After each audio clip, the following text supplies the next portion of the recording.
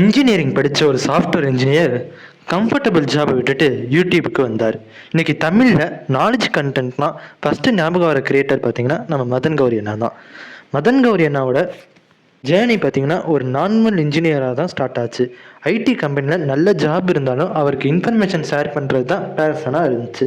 அதனால் யூடியூப்பில் current affairs, world facts, technologies, business, history, mystery எல்லாத்தையும் சிம்பிளாக தமிழில் எக்ஸ்பிளைன் பண்ண ஆரம்பித்தார்.